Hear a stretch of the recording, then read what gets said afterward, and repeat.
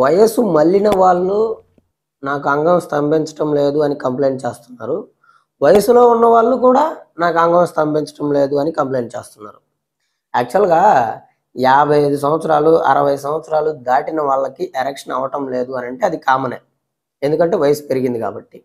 అదే 40 సంవత్సరాల లోపల ఉన్న వాళ్ళు కూడా చాలామంది నాకు ఎరెక్షన్ రావట్లేదు అని ఈ రోజుల్లో కంప్లైంట్ చేస్తున్నారు. ఇక్కడ విశేషం ఏంటంటే 20 సంవత్సరాలకి, 40 సంవత్సరాలకి మధ్యలో ఉన్న ఏజ్ పీపుల్స్ ఎవరైతే ఉంటారో వాళ్ళలో ప్రతి ముగ్గురిలో ఒకరు అంగస్తంభన సమస్యతో బాధపడుతున్నారు అని సర్వేలు చెప్తున్నాయి. ఒక స్టడీ ప్రకారము అంగస్తంభన సమస్య బాధితులు 2010లో 5% ఉంటే 2020 కల్లా అది 20%కి చేరింది.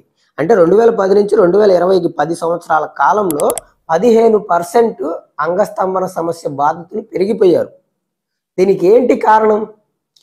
వయసు మళ్ళిన వాళ్ళకి అంగస్తంభన సమస్య ఎందుకు వస్తుంది, ఏం చేయాలి అనేది నేను చాలా క్లియర్గా వీడియో చేశాను. ఒకసారి అది చూడండి. ఇప్పుడు వయసులో ఉన్న వాళ్ళకి అంగం ఎందుకు స్తంభించడం లేదు, ఏం చేయాలి అనేది నేను వీడియోలో చెప్తాను. యాక్చువల్గా ఈ మధ్యకాలంలో జరిగిన చాలా సర్వేలు అండ్ చాలామంది సైంటిస్టులు చెప్పేది ఏంటి అని అంటే అంగస్తంభన సమస్య యుక్త వయసులో రావటానికి ముఖ్యంగా ఉన్న కారణాలు 1 too much pornography, 2 too much masturbation. ఈ పోర్నోగ్రఫీ వీడియోస్ ఎక్కువ చూడటం వల్ల porno related erectile dysfunction problem వస్తుంది. మాస్టర్బేషన్ ఎక్కువగా చేసుకోవటం వల్ల కొంతమంది 5 సార్లు, 6 సార్లు, 10 సార్లు కూడా మాస్టర్బేషన్ చేసుకుంటున్నారు. దాని కారణంగా టెస్టోస్టెరాన్ హార్మోన్ లెవెల్స్ పడిపోతున్నాయి. సో దానివల్ల ఎరెక్టైల్ డిస్ఫంక్షన్ వస్తుంది. అదే అండ్ ఇక్కడ ఇంకొక విషయం ఏంటంటే ఈ వయసులో ఉన్న వాళ్ళకి BP, high BP, sugar, thyroid, గుండెకి సంబంధించిన సమస్యలు అండ్ హై కొలెస్ట్రాల్, ఒబిసిటీ ఈ 6 కారణాల చేత కూడా ఎరెక్టైల్ డిస్ఫంక్షన్ ప్రాబ్లం అనేది వస్తుంది అని చెప్పేసి సర్వేలు చెప్తున్నాయి. అయితే ఇక్కడ మనకి ఈ వయసులో ఎరెక్షన్ ప్రాబ్లం వచ్చింది, దాన్ని క్లియర్ చేసుకోవాలి అని అంటే మీరు చేయాల్సిన పని ఏంటంటే ఫస్ట్ రూట్ కాజ్ తెలుసుకోవాలి. దేని మూలంగా మీకు ఎరెక్షన్ ప్రాబ్లం వచ్చింది అనేది. అది మేజర్గా 2 రకాలు. 1 సైకోజెనిక్, 2 ఆర్గానిక్. సైకోజెనిక్ అంటే మీరు మీ ఫీల్డ్లో అంటే లైక్ పర్సనల్గా కానీ ప్రొఫెషనల్గా కానీ యాంగ్జైటీ, డిప్రెషన్, స్ట్రెస్ వీటి కారణంగా మీకు ఎరెక్షన్ ప్రాబ్లం రావటం. ఇలా వచ్చింది అయితే మీరు చాలా సింపుల్గా క్లియర్ చేసుకోవచ్చు. ఇలా రావటం అనేది ప్రతి పర్సన్కి ఏదో ఒక టైంలో ఏదో ఒక సిచ్యువేషన్లో వస్తుంది. దాని గురించి మీరు భయపడాల్సిన పని లేదు, అది తగ్గిపోద్ది. తర్వాత 2వది ఆర్గానిక్. ఆర్గానిక్ అనేది మీకు ఇది 5 రకాలుగా ఉంటుంది.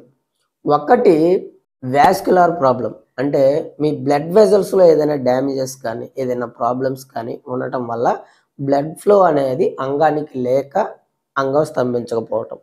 2 హార్మోనల్, అంటే ఇది మీ బాడీలో టెస్టోస్టెరాన్ హార్మోన్స్ తగ్గిపోవటం వల్ల, థైరాయిడ్ సరిగ్గా పనిచేయటం వల్ల మీకు అంగస్తంభన సమస్య అనేది వస్తుంది.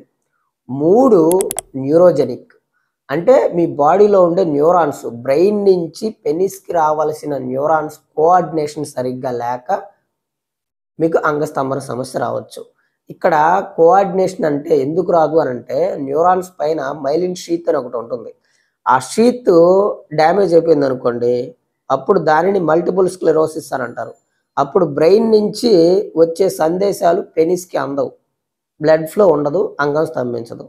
అండ్ ఇంకో విషయం ఏంటంటే విటమిన్ B12, విటమిన్ D ఇవి నర్వస్ సిస్టంలో మంచి కీ రోల్ ప్లే చేస్తాయి. అవి తగ్గినా కానీ న్యూరాలజిక్ సమస్య అన్నమాట అది కూడా. తర్వాత 4వది స్ట్రక్చరల్, అంటే మీకు పైరోన్స్ డిసీజ్ అని అంటారు అనమాట. అంటే ఏంటంటే అంగంలో ఒక ఫ్లాక్యూ లాగా ఫామ్ అవుతుంది. దానివల్ల అంగం స్తంభించినప్పుడు అంగం ఒకవైపుకి బెండ్ అవుతుంది. సో దానినే పైరోన్స్ డిసీజ్ అని అంటారు అనమాట. సో అది రావటం వల్ల.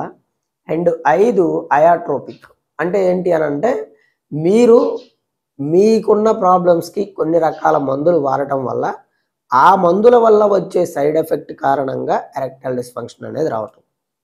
సో అలా వచ్చింది అయితే మీరు మీ డాక్టర్ని కన్సల్ట్ అయ్యి ఆ మందులు కొన్ని యాంటీ డిప్రెసెంట్స్ డ్రగ్స్ వల్ల ఈడీ ప్రాబ్లం అనేది వస్తుంది. సో, అలాంటి యాంటీ డిప్రెసెంట్స్ మందులు గానీ, యాంగ్జైటీ మందులు గానీ ఎవరైనా వాడుతుంటే అవి మీ డాక్టర్‌ని కన్సల్ట్ అయ్యి వాటిని తగ్గించుకోవడానికి ట్రై చేయండి. అప్పుడు మీకు అంగస్తంభన సమస్య అనేది తగ్గిపోతుంది.